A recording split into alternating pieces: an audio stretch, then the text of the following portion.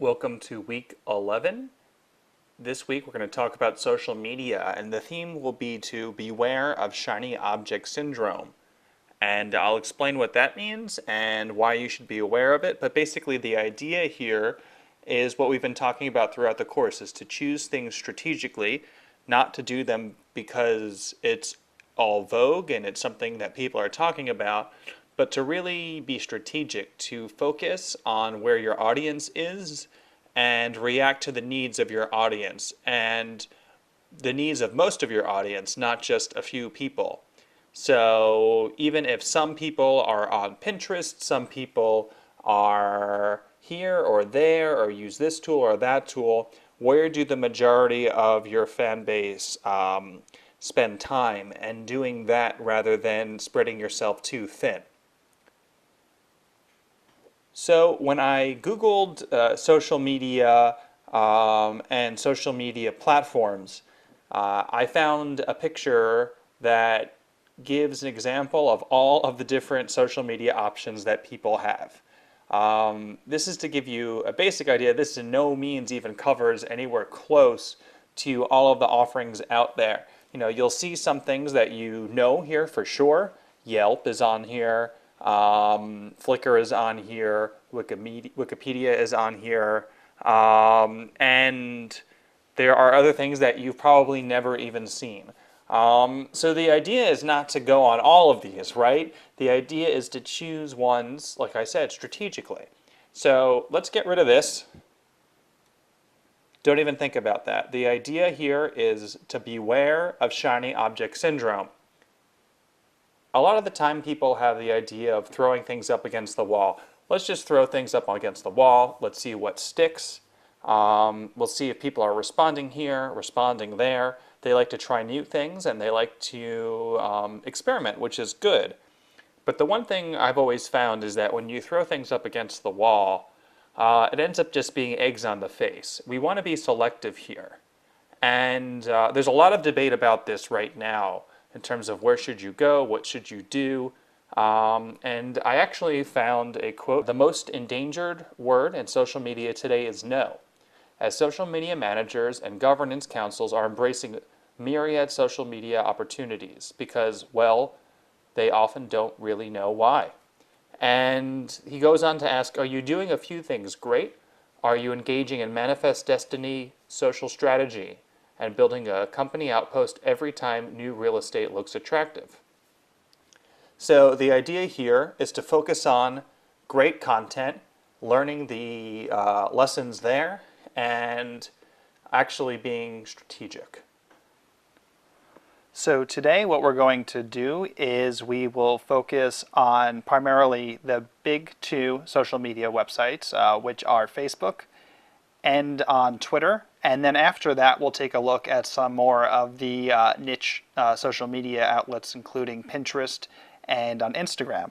But the question is, why these two? Why are these two the ones that you hear about the most? Well, that's where most of the people are.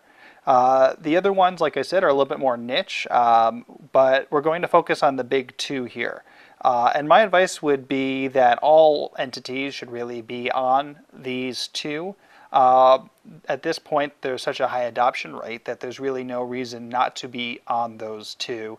And then the other two are, like I said, Pinterest and Instagram are a little bit less used, but they have their own strategic purpose, as do other social media websites. And it's really up to the company or the entity to figure out if each of them makes strategic sense and then how you go there. But if most of your audience is on these two social media websites, then that's really perhaps where you should be, unless there's a real strategic reason to choose the others. And we'll talk about what those reasons will be as we get to the third video in this module. So focusing on Facebook first. Why Facebook? And here are some metrics from a website called socialbakers.com. 163 million people are on Facebook in the United States.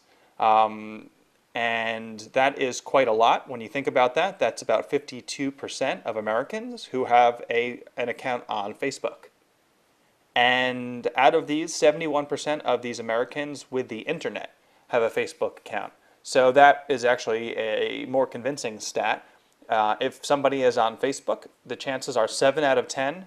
I mean, if these people are on the internet, I'm sorry, about 70% of those people who are on the internet have a Facebook account.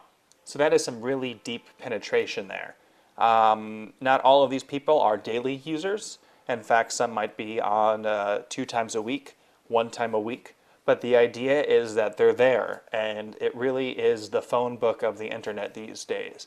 Most people are in this. Most people are here, and most people are comfortable with it at this point. So it's a place that you really want to be as an entity. So one thing you always want to do is create a fan page when you are a brand and you're on Facebook. Sometimes people make the mistake of just creating a normal Facebook page, but what happened is that about 2 or 3 years ago, Facebook has a special page for these entities, and it's called the fan page. And it is specifically the way that a non-human can have a page. You've seen perhaps, this is a place for brands. This is also a place for if you have, I think Facebook only allows about 5,000 friends. If you have any more, they ask you to become a fan page because in that case you'll be a celebrity and you'll have fans. The odds are that you aren't friends with over 5,000 people.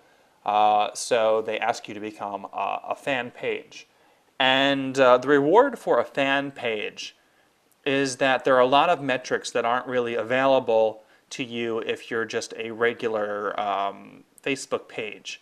Facebook calls these insights, and they're really how a brand can see what's working and what isn't, and how you create engaging content that people really react to, that they share, that they comment on, that they like. And obviously Facebook has an incentive to create for people to create good content, because when people sign on to Facebook, that means they have a really rich, engaging experience. And as such, Facebook rewards the pages that have more interaction by showing their content more often. And I'll get into that in a second and show you exactly what that means. But Facebook has created this fan page platform that is the place for companies, celebrities, any kind of campaign entity or entity in itself to create and to join. So let me show you what these insights mean. So this is what happens when you log in as yourself if you're a manager of a Facebook page. In this case, I'll give you a tour of one of the pages that I manage, which is Drexel University's page. What I've done is I've logged in personally as myself and then gone to Drexel's Facebook page. And what it will do is it'll let me know that I am posting, commenting, and liking as Drexel University. I can change it to myself if I want to. But you get a unique view here. You'll actually get to see the number of page likes this week, the number of people who saw your posts in their Facebook newsfeed when they logged in. And as you scroll down, what it will do is it'll show you, because you're a page manager, who posted each individual piece of content that appears on your page. So what you can do is you make your way to this Insights tab, and you'll get a very interesting view. First, you'll get an overview page, and you'll get to see the number of page likes. So here we have 46,000, and it's about 46,600 people, and the number of new page likes this week, how it compares to last week as well. The total reach, so the number of people who saw your content or content related to Drexel University and their page, and then the 17.9 thousand is the post reach, so the number of people who saw specifically your content in their news feed. And then you'll get to see the engagement in terms of the number of people who liked, commented, or shared anything on your page, and the number of people who clicked. As you scroll down, you'll see your 5 most recent posts. You'll see what type of post it was, how many people it reached, so how many people saw that content, and then the type of engagement, so the number of people who clicked on it and the number of people who liked, commented, or shared on it. and then you could click See All Posts. And what that will do is it'll show you, in this case, when your fans are online and then how they reacted to your posts as a result of that. So you'll see what days your content was consumed the most. So this is something you want to look at as you're trying to figure out timing. In this case, it's pretty even from day to day. And then what will happen as you scroll down is you'll see the times that your fans are on Facebook. So in a little bit, I'll show you some averages in terms of worldwide.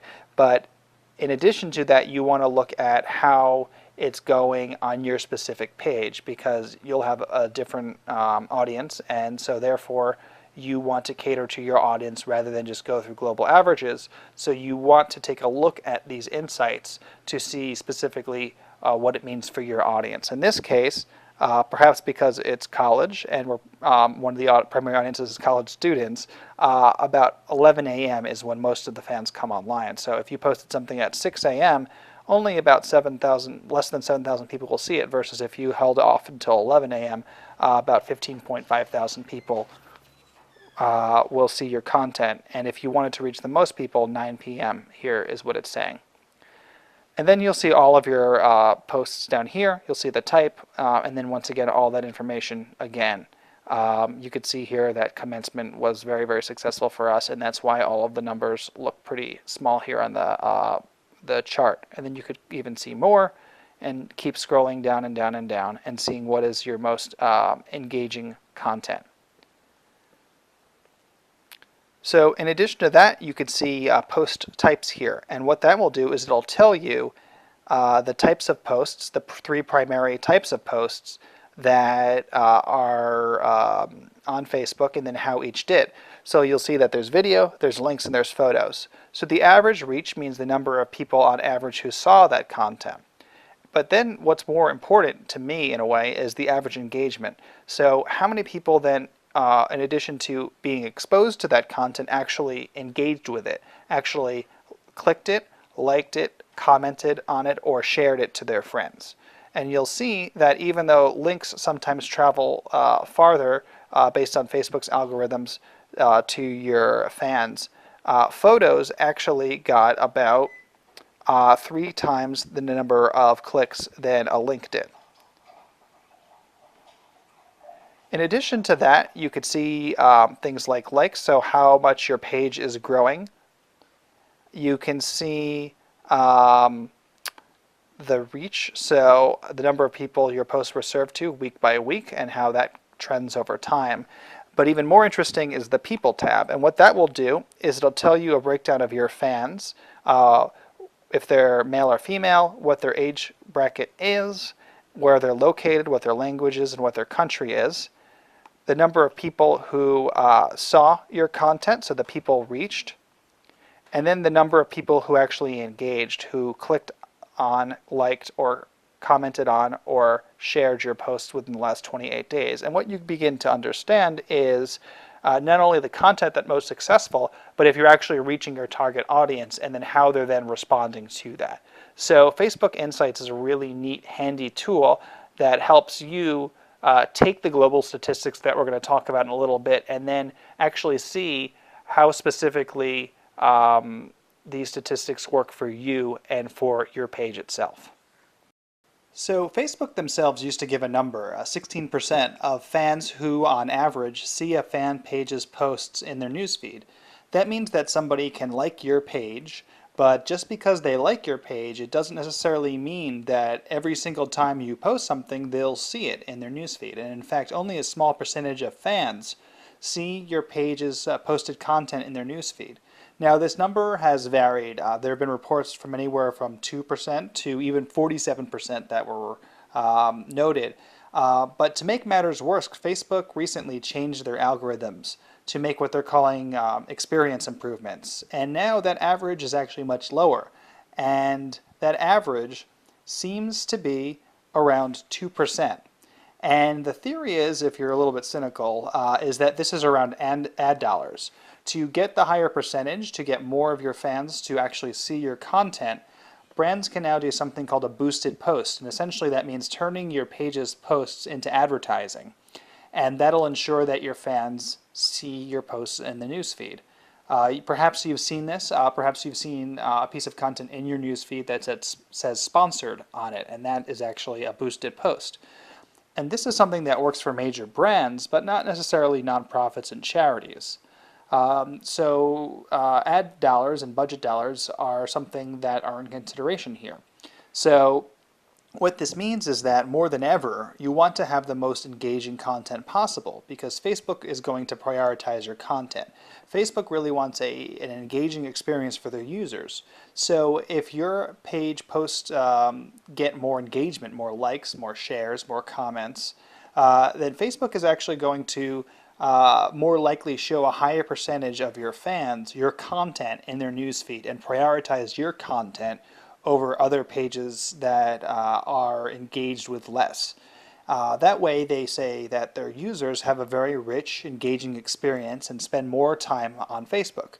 So this is a precautionary number. This goes to show you that you need to create engaging content and also monitor your success in something like the Facebook Insights page so that you can use metrics to improve your content, do less of what's not working and do more of what is working and learn those from those experiments. Otherwise, people are not going to see your content, and Facebook will not show your content as much within people's news feeds. So this is a deep incentive to create engaging content. Also, as a precautionary, people have found that on average, the average content for Facebook has about an 18-hour shelf life. That means that you want to create stuff that people are going to see. But in general, if they haven't reacted to it within 18 hours, they're not going to react to it. This has a short shelf life. So you want stuff that people are going to react to very quickly. There's not going to be that trickle down effect that sometimes you see on like a YouTube video. So sometimes you'll see like a YouTube video that will quote unquote go viral weeks or months after as content kind of spreads and people email it around. Facebook is a self-contained environment. People don't send you a link to a YouTube status update. And as a result of that, the average content posting has about an 18-hour shelf life. Posts that appear to prolong the shelf life on average, posts themselves, so a status update that has text, tends to last about 16% longer on average.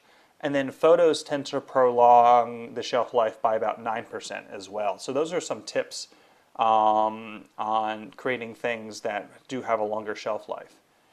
And another study has shown that about 75% of engagement on a Facebook post, Optimal is the name of this place that did this study, about 75% of engagement on Facebook pages occurs within the first 3 hours that content is posted, and about 50% during the first hour. So after about 3 hours, you'll actually have had most of the engagement that you'll have, with it going all the way up to 18 hours, and then about 100% of engagement has occurred there. So within 3 hours, the good news is that within 3 hours, you can really see how a post did. The bad news is that the time, doesn't really extend beyond that. So given these precautionary things, how do you create the best content that people are going to react to within that short amount of time burst that you have, and in a way where Facebook prioritizes your content? So let's talk about a couple things. Number one, what to post. What should you be posting that gets the most, impact? That includes what type of post. Facebook offers several options that we'll go through, and I'll tell you what is the best type of post to make. The length of the post also matters a great deal. When should you post? And how should you post? So here are a few different types of Facebook content. Those include photos. You can post a question if you are a member, if you own a fan page. A status update, so just your basic text update. Flash, which is a type of interactive media, video, and links. So what this one place called Track Social has found, and I've seen this throughout many other places, so this is just one source that kind of puts all of these different types together in a neat way so that you can really see the difference. But study after study has really shown that photos really drive engagement. Links actually do the least. So anytime you take a link and you put it into Facebook, the odds of engagement are very little. And the reasons for that are pretty self-explanatory. If somebody clicks on a link, they're going to leave Facebook. So they're not going to be able to then like or comment or share that link because they'll be taken off of Facebook. So they might click on the link, but the odds of them sharing it so that their friends saw it is less and less. Photos are a really, really great way to generate engagement, more so than any other one. Videos, you would think that online videos would do well on Facebook, but in a way it's strangely almost asking too much. People have 3 seconds these days. They don't have a minute and a half to watch a video. Whereas a video will take a lot of time to create, to write a script, to edit, to export, to put onto YouTube, to share on Facebook. A photo doesn't necessarily take too long. So it almost goes to show you how you should prioritize the creation of content. Because if video is going to take so long and the only thing that you want is for people to share it within a short amount of time, it might not be the best way to use your resources versus a photo, if a photo symbolizes everything. So Facebook, they prioritize photos because people engage with it the most. And so there are creative ways of creating photo posts, and I'll show you how to do that. Also, photo posts generate higher engagement than the average post. Here's another study by HubSpot. About 53% more likes and over 100% more comments with a photo as opposed to any average post. So here's how you can do that. On the left side of this, you can see how somebody would pull in a link, and Facebook has created a link here. Now remember what I said before, a link doesn't necessarily get the most interactions. So on the right hand side, what this place has done is taken that same image. They've created a photo as opposed to a status update. And what they've done is they've uploaded this photo, and then in a photo you're allowed to create a description. So what they did was they took the headline and then they pasted a little link to that piece of content. And so what you have in effect is almost the same thing, right? Because on the left-hand side you have your link, you've got the little picture, and you've got your headline. On the right-hand side, instead of creating a link, what we've done is uploaded a picture and given it a description. And it has all of the same information, that link, it has the headline, it has the picture. But because now Facebook says that this is a picture, it's going to prioritize that more than on the left-hand side, whereas if it was just a link. So that will allow it to travel a lot more. You've done basically the same thing, but your central content is a picture. And on the bottom part of this page, you can see how you would do that. If you wanted to post a link, you would use that little status update, versus if you wanted to create a photo, you would click on that photo video and click attach photo. So you would attach that photo and then you would make your description, and from your description you can even put in a link. And that is just one way to ensure that Facebook will prioritize that content. So that's a neat little trick that you should try to use if you want to put a link in something, but we want to make this a photo instead of a link. Another important thing, according to Jeff Bullis, who is another social media expert, Posts with about 80 characters or less receive about 60 cent per higher engagement. Very short posts, those between 1 and 40 characters, generate the highest engagement. And this is one thing that he found. So when you create a post that is shorter, it might have more engagement. People don't have to read as much, so they can just read, and then react to it. Also, one of the benefits of creating a shorter post is that after about 420 characters, people in your audience will not see your full post. They'll have to click on read more in order to read the full text. So if you keep a Facebook status less than 420 characters, people can read without having to click read more. And it allows them to get the whole gist of it, to understand it in context, and engage with it with the right reasons, liking, commenting, and sharing on it, rather than having to engage with it by clicking read more and then not take any further action because they've already clicked. I've always found that people generally get one click out of an audience member. So would you rather have them engage with it in a way that produces a higher engagement score through the number of likes, comments, and shares, or just to click on it to read a lot of text and then not do anything with it? So shorter is better here. Keep it to less than 420 characters, and that will avoid that see more link. Another study has shown that the number of likes, this is the percentage of the number of likes from the 0 to 25%, and then the horizontal axis is the number of characters. So another study has shown that people prefer status updates that are around 225 characters versus ones that are longer or shorter.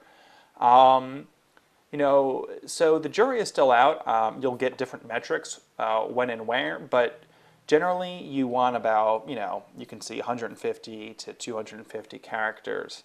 And you can see that after you approach 350 characters, the number of likes trails off. So you want to keep them short. And actually one of the reasons why people don't prefer status updates that are too long is because screens are small on a mobile device, it would be too difficult to read long status updates. So when you think about it, that is why shorter is sweeter.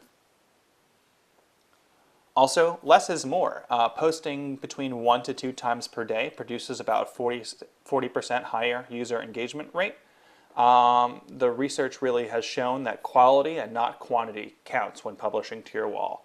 1 or 2 posts receive about a 32% higher like rates and about 73% comment rates versus versus 3 or more times a day. So what you really want to do is post 1 to 2 times per day as opposed to more. If people spend too much time on a large number of posts, then the odds are they're not going to spend as much time creating quality posts.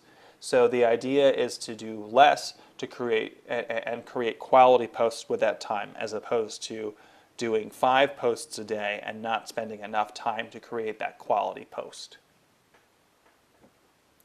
Days of the week can be important too. So what we have on this is the percentage of brand posts per day, and you can see the engagement rate variance. And basically on Wednesdays, for some reason, fan engagement is about 8% above average. And weekends are also really high too.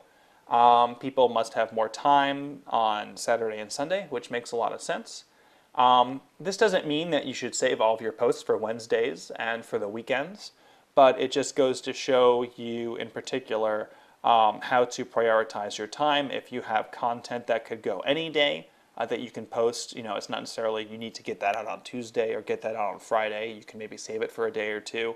Maybe you want to wait till Wednesday or a weekend.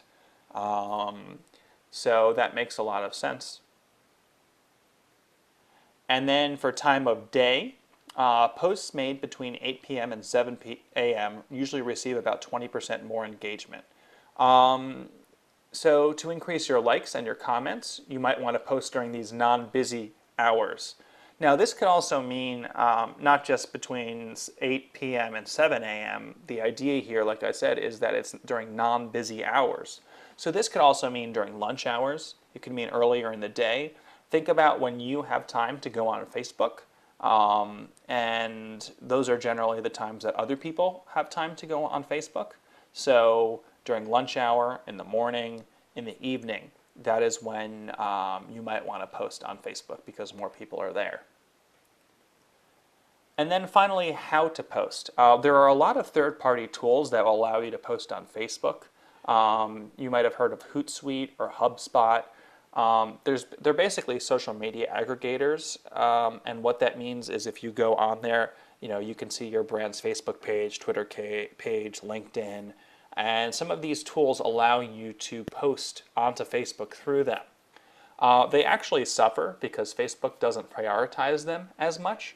People who post on these are likely to suffer about a 67% decrease on the number of likes because they are using third-party tools. That means that you should publish directly from Facebook all of the time. That is something that I have done and I've experimented with and found as well. So when people try to sell you fancy tools sometimes to monitor and post on Facebook, Facebook does not prioritize the stuff that you posted onto Facebook from those tools as much as if you put it through Facebook itself. So always try to post on Facebook itself to your Facebook fan page. So that is some Facebook tips in brief.